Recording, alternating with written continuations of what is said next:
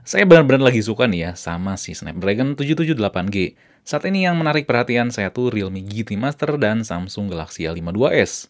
Keduanya tuh bisa memberikan pengalaman yang benar-benar asik dengan keunggulannya tersendiri. Dan kalau misalkan kalian tuh punya budget 6 jutaan, mending langsung sikat aja si Galaxy A52 S, atau sebenarnya si Realme GT Master juga udah cukup. Oke, di sini Fadil langsung kita compare aja.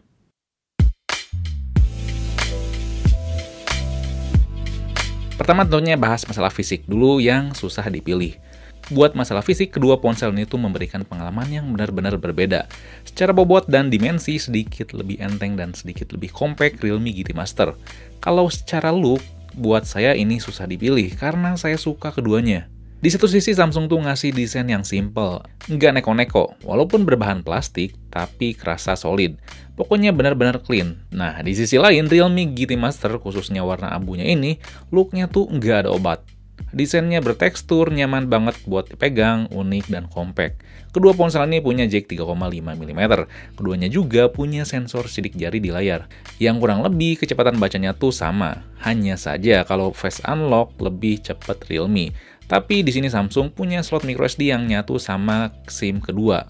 Tentunya keduanya masalah frame tuh sama-sama murahan karena sama-sama bahan plastik. Dan kalian wajib banget pilih Realme GT Master warna abu ini kalau mengedepankan tampilan yang unik, grip yang lebih nyaman, dan sedikit lebih compact. Tapi kalau kalian tuh tipenya ya tadi, nggak neko-neko dan sangat butuh rating IP67, tentunya Samsung adalah pilihannya. Dengan rating ini kalian bakal lebih aman dan tenang karena si debu gak akan masuk ke ponsel dan air juga nggak mudah buat ngerusak mesin. Menurut saya rating ini tuh salah satu yang buat si Samsung Galaxy A52 S ini tuh mahal ya. Kalau misalkan nggak punya rating ini, kemungkinan ya ada harganya tuh kurang lebih sama si Realme GT Master. Kedua, layar dengan supplier yang sama. Masalah dimensi layarnya tuh punya perbedaan sedikit. Samsung Galaxy A52 S punya dimensi 6,5 inci, sedangkan Realme GT Master punya 6,43 inci. Walaupun dimensinya tuh beda tipis, tapi percayalah, penggunaannya lebih kerasa compact si Realme GT Master. Kedua layar ini sama-sama dari Samsung ya, tapi ada hal yang berbeda yang harus kalian perhatikan biar kalian tuh nggak salah pilih. Kalau masalah warna yang keluar, yang pop up, yang vivid, Samsung Galaxy A52 S juaranya. Warnanya tuh pop up banget, tapi nggak bikin sakit mata. Emang Realme juga punya saturasi warna yang tinggi, vivid juga, tapi nggak se-pop up atau nggak sekeluar si Samsung. Walaupun begitu bukan berarti jelek. Di sini layar Realme lebih cocok buat kalian yang lebih suka warna AMOLED yang kalem. Kedua adalah masalah sensitivitas. Di sini layar Realme GT Master tuh lebih sensitif karena touch samplingnya nyampe 360 Hz, sedangkan Samsung 240 Hz aja. Emang ya di sehari-hari kalian gak akan ngerasain perbedaan yang signifikan, tapi begitu kalian main game pasti bakal kerasa bedanya. Terus always on display-nya tuh dua-duanya ada, hanya saja keragaman tema gratisan Realme lebih banyak dan lebih apik. Dan Realme nampilin always on display-nya tuh lebih minimalis, dan malahan saking minimalisnya buat saya jatuhnya tuh kadang ikonnya terlalu kecil, susah dilihat. Sedangkan Samsung bisa nampilin icon yang lebih besar dan lebih enak dilihat. Jadi singkatnya kalau misalkan kalian tuh pengen warnanya tuh yang pop up, si AMOLED-nya yang ngejreng ya Samsung pilihannya. Tapi kalau misalkan kalian tuh lebih suka ngegame dan lebih memperdulikan ya masalah sensitivitas, ya Realme GT Master karena enak ya kalau misalkan kita main ngegame. Ketiga tuh kelengkapan fitur. Kedua ponsel ini punya NFC, sebuah fitur yang sekarang tuh udah wajib ada. Keduanya juga punya Wi-Fi 6 yang kecepatannya kencang juga stabil. Terus band 5G-nya sama-sama luas. Sama-sama bisa pakai InnoSat ataupun Telkomsel, tapi Bluetooth-nya ada perbedaan. Samsung di sini masih Bluetooth 5.0, sedangkan Realme udah 5.2. Di mana ini bakal kerasa bedanya. 5.2 tuh bakal lebih kerasa awet dalam konsumsi daya dan lebih bisa memberikan kualitas audio yang lebih baik kalau kalian pakai TWS. Walaupun Samsung kalah dalam sektor Bluetooth, di sini Samsung punya dual speaker stereo yang enak banget buat didengar. Suaranya renyah dan cukup seimbang. Sedangkan Realme cuman mono. Walaupun mono sebenarnya nggak jelek, cukup jernih dan kenceng ya, masih lebih baik dibandingkan speaker Poco X3 GT yang punya dual speaker stereo buat telinga saya. Kalian bisa nonton video compare-nya ya kalau misalkan pengen lebih lanjut buat bahas Realme GT Master dan Poco X3 GT. Lagi-lagi Realme nggak mau kalah, lebih tepatnya di tactile engine terbarunya. Di sini feedback getar yang diberikan si Realme itu nyaman ya, soft, nggak kasar kayak di Samsung. Di Samsung tuh nggak banget masalah feedback getarnya. Masalah kelengkapan fitur software sama-sama lengkap. Sama-sama ada antivirus dan cleaner bawaan, bisa dual apps, sama-sama punya dual workspace buat misahin pemakaian kita antara pribadi atau kerjaan. Kalau di Realme ada sistem cloner dan Samsung ada secure folder. Sayangnya di Samsung tuh nggak ada fitur kunci aplikasi bawaan, sedangkan Realme ada. Terus yang mungkin sepele buat saya agak ganggu yaitu gestur sensor sidik jarinya. Di Realme kita bisa pakai 3 jari ya buat ngambil screenshot, sedangkan di Samsung masih di swipe pakai telapak tangan dan ribet menurut saya, dan itu tuh nggak bikin mudah. Walaupun fiturnya tuh sama-sama lengkap, sama-sama bagus, tapi user experience-nya tuh berbeda. Dulu saya gak suka banget ya sama ColorOS ya, karena kan si Realme UI base-nya on ColorOS.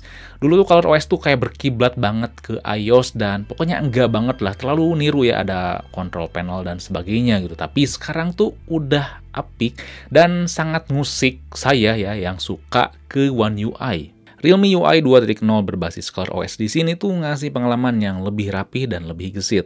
Setiap kustomisasi penampilan atau setiap fitur yang ada tuh bisa dikenali dan lebih mudah buat diatur. Katakanlah kalau misalkan mau kustomisasi penampilan ada di satu tempat, enak buat diubah dan diulik. Terus rapihnya juga kita bisa lihat di rincian tentang telepon atau di about phone. Enak gitu dibacanya, rapih ya baca si about phone-nya ini. Sedangkan kalau lihat tentang telepon di One UI itu old school banget, jadul berantakan. Tapi di sini One UI itu lebih kerasa solid. Solidnya tuh dalam hal memanage daya tahan baterai. Di sini Samsung lebih baik. Dalam waktu keadaan standby, si baterainya tuh lebih awet ya dibandingkan Realme. Juga solid di sini tuh kerasa optimal dengan ekosistem aplikasi pihak ketiga. Salah satu contohnya ini nih, WhatsApp. Ini yang saya nggak sempat bahas di review si Realme GT Master. Kalau video call atau pakai kamera depan, si Samsung nggak ada masalah. Tapi Realme ini nih, kalau pakai kamera depan ya waktu kita mau ngambil foto, si preview kamera depannya tuh gepeng gini, nggak tahu kenapa. Emang sih di foto nggak ada masalah, tapi ya pas di previewnya cukup ganggu. Juga kalau misalkan kita lagi video call, hasilnya tuh gelap, walaupun cahayanya cukup. Makanya, walaupun Realme kerasa gesit, lebih terasa rapi, Samsung dalam memanage pemeliharaan dan integrasi sistemnya lebih kerasa solid. Apalagi di sini Samsung tuh ngasih jaminan buat update sampai Android 14 sampai 3 kali, sedangkan Realme cuma 2 kali aja sampai Android 13. Kalau performa keseharian emang kalian gak akan bisa bedain ya. Sama-sama nyaman, multitasking sama-sama gesit, pokoknya nggak ada masalah. Hanya saja saat bermain game lebih nyaman Realme GT Master. Selain tadi ya karena layarnya lebih sensitif, masalah manajemen suhunya tuh lebih kerasa baik karena dia tuh punya vapor chamber. Jadi suhunya tuh lebih adem di Realme GT Master. Walaupun tadi si baterai Samsung tuh awet, tapi masalah pengisian daya tuh jadi PR banget karena lambat. Kalau kalian tuh mau ngisi dari 0 sampai 100%, itu tuh kira-kira 2 jam. Sedangkan si Realme kurang lebih setengah jam tuh udah penuh. Nah, yang selanjutnya tuh otak-atik ya. Ini harus kalian perhatikan kalau misalkan kalian tuh suka nge-root, custom ROM, atau hal lainnya. Walaupun tadi ya si Realme tuh dikasih Android-nya tuh update-nya cuma 2 kali, ada kompensasi si Realme tuh lebih mudah dalam hal otak-atik. Lebih mudah kalau misalkan unlock bootloader, dan lebih mudah juga kalau misalkan kita tuh pengen nge-custom ROM, karena bahannya tuh pasti dijamin lebih banyak dibandingkan Samsung. Kenapa? Karena Samsung tuh agak pelit kalau misalkan kita mau ngotak-atik kayak root, custom ROM, dan sebagainya. Kalau misalkan kita tuh udah lakuin root dan sebagainya, garansi itu bakal hangus dan itu tuh bakal berpengaruh ke fitur-fitur Samsung yang nanti bakal nggak jalan. Walaupun kita udah cabut rootnya, udah dibalikin ke awal, kayak unlock bootloadernya tuh udah ditutup dan sebagainya. Jadi kalian tuh harus perhitungkan kalau misalkan pengen ngotak-ngatik, menurut saya jangan pilih Samsung karena ya ada resikonya, ada berbekas. Kalau Realme itu agak akan berbekas. Yang terakhir, yang keenam adalah kamera. Untuk kamera harus ditekankan di awal, tentunya jumlah kamera banyak tuh bukan berarti bagus. Karena masih ada ya yang anggap kamera 3 tuh pasti lebih bagus dibandingkan cuma 2 atau 1. Enggak gitu konsepnya. Nah, penggunaan kedua kamera ini tuh pas saya pakai ada perbedaan. Kalau Realme tuh ngasih user experience kameranya yang cukup snappy. Sama kayak UI-nya. Cepet. Fiturnya juga buat saya nggak ada yang sampah kayak Fun Mode di Samsung. Di Realme, mode Pro-nya juga ada RAW, sedangkan Samsung nggak ada. Samsung emang kerasa kurang snappy ya waktu foto-foto, kurang gercep gitu pas kita ngeklik. Tapi ada alasan tersendiri, agar cahayanya tuh yang diambil lebih banyak dan warnanya lebih dapet. Saya compare kamera ini dengan matiin si AI-nya ya, biar nggak ada si warnanya yang lebay. Nah, kalau kita masuk ke cukup cahaya dan kondisi optimal, dua-duanya sekilas sama-sama bagus, detailnya oke, warnanya juga oke, cahaya yang diambil tuh sama-sama dapat. Tapi begitu skenario berbeda, katakanlah backlight, kita bisa lihat foto pohon ini. Samsung bisa ngambil lebih terang dibandingkan Realme, jadi detailnya juga menjadi sedikit lebih baik. Kalau ultrawide-nya sama-sama standar lah ya, nggak semenarik si lensa utama buat dibahas. Terus saya coba ngambil gambar muka dengan kondisi cahaya yang saat itu sedang terang banget. Samsung bisa mengatur cahayanya lebih baik dengan mempertahankan warna dan detail muka yang baik. Sedangkan Realme detailnya tuh emang oke, cuma warnanya tuh ketutupan sama warna sinar matahari.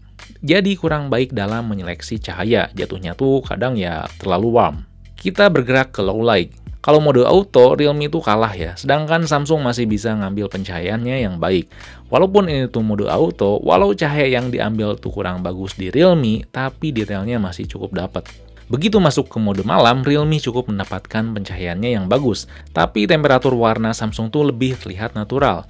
Karena Realme itu lebih snappy, walaupun kondisi low light, sebenarnya fokusnya lebih kerasa enak di Realme. Makanya terkadang kalau kita ngambil mode malam, Samsung detailnya tuh agak kurang dapat karena fokusnya agak susah, sedangkan Realme cukup gampang buat ngambil fokus. Seperti di dua foto tanaman ini. Dua kali Samsung fokusnya agak susah walaupun ponsel dipegang pakai dua tangan. Tapi nggak bisa dipungkiri emang mau low light atau bukan, cahaya yang diambil Samsung dijaga supaya nggak terlalu ubah warna asli dari objek yang diambil. Kalau kita ambil objek manusia di low light, tapi si objeknya tuh nggak bisa diem ya, atau agak nggak diem, Realme itu lebih bagus karena detailnya tetap dapat. Karena ya tadi ya si ambil fokusnya cepet. Sedangkan Samsung hasilnya tuh lebih terlihat diperhalus. Kalau objek manusianya tuh diem kayak gini, sangat terlihat lebih bagus Samsung. Walaupun gelap, cahaya yang diambil tuh pas objeknya terlihat jelas, tapi Realme masih terlihat banyak shadow. Untuk urusan selfie, dua-duanya tuh sama-sama bagus, bedanya cukup tipis. Kalau warna saya masih suka Samsung, tapi kalau detail dan low light, Realme itu lebih dapat. Termasuk kalau pas low light, Realme itu kebantu karena si layarnya bisa jadi flashlight, sedangkan Samsung cuma nyala pas kita ngeklik foto doang. Untuk video resolusi 4K 30fps, Realme terlihat lebih stabil, cuma emang sayang warnanya kurang dapat dibandingkan yang Samsung. Kalau masalah detail sama-sama aja, dynamic range-nya sedikit lebih bagus di Samsung. Kalau kita masuk ke 1080p 60fps, Realme masih terlihat stabil, dan Realme juga bisa lebih ambil cahaya lebih banyak, walaupun warna masih kalah dibandingkan Samsung. Perekaman kamera depan sayangnya Realme itu mentok di 1080p aja, nggak kayak Samsung bisa nyampe 4K. Keduanya di 1080p ini bisa sama-sama stabil, tapi bedanya Samsung tuh warna lebih terlihat vivid. Dan sayangnya Samsung tuh terlihat lebih diperhalus ya, si kerutan-kerutan wajah yang ada. Sedangkan Realme detailnya terlihat lebih dapat dan lebih natural masa detailnya, walaupun warnanya nggak sebagus si Samsung. Dapat saya katakan kalau misalkan video saya lebih suka Realme, tapi untuk foto overall Samsung menang banyak. Tapi nanti kita dipastiin ya di satu layar, tapi kalau sekilas sih kayaknya video yang si kamera depan Realme, si mukanya lebih kelihatannya kerutannya, tapi yang si L52s lebih halus, walaupun si mode beautify-nya udah dimatiin. Kayak gitu. So, harus beli mana di antara dua ponsel ini? Saya bakal ngasih pilihan dan ngasih jawaban dari saya. Kalau kalian pengen ponsel premium yang seimbang dalam segala hal, tentunya Samsung pilihannya. Samsung Galaxy A52s tuh bisa memberikan pengalaman ponsel hampir flagship dengan pengalaman yang asik. Apalagi softwarenya tuh kerasa solid dan ngasih jaminan update Android yang cukup panjang. Tapi kalian harus terima masalah ngecasnya yang lambat banget dibandingkan kompetitornya. Nggak cuman Realme Gini Master, feedback getarnya juga kerasa murahan. Tapi kalau kalian nggak peduli sama rating IP67 dan lebih suka yang kenceng-kenceng, si Realme GT Master jawabannya. Layarnya lebih sensitif, bisa bikin lebih enak buat gaming.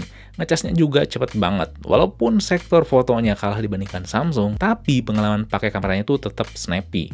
Tenang aja ya, mau pilih manapun, kalian bakal dapat fitur yang sama-sama lengkap. Terus saya pribadi pilih yang mana? Cukup berat emang, layarnya tuh sama-sama bagus, kameranya juga punya keunggulan tersendiri, performanya juga sama-sama nyaman. Gak kerasa ada gap yang besar. Kecuali buat saya ada 4 pertimbangan yang berat. Pas pakai Samsung, saya kangen ya sama pengisian daya cepat di Realme dan kangen juga grip desain si Realme GT Master yang nyaman. Terus pas pakai Realme, saya kangen sama fotografinya yang lebih oke dan rating IP67. Dan akhirnya buat saya lebih milih tetap Realme GT Master karena saya butuh banget pengisian daya yang cepat. Saya agak susah buat nerima ponsel yang ngecasnya tuh saat ini harus 1,5 jam ke atas. Terus masalah kamera ya emang lebih bagus si Samsung ya overall, tapi gapnya tuh buat saya nggak terlalu besar. Dan masalah si IP67-nya emang ya sayang sih, tapi ya buat saya masih bisa dihandle asalkan saya pakainya lebih hati-hati aja biar nggak kena air atau gimana gitu ya. Jadi gitu aja compare-nya. Sebenarnya saya mau bandingin ya sama Xiaomi 11 Lite NE.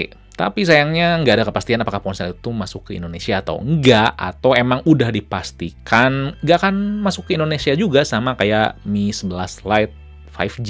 Oke, jadi itu aja compare kali ini. Kalau misalkan ada hal yang ingin tanyakan, kalian bisa tulis komen di bawah. Dan jangan lupa juga buat like, share, subscribe Pixme biar nggak ketinggalan video compare atau video lainnya. Oke, di sini Fadil. Peace out.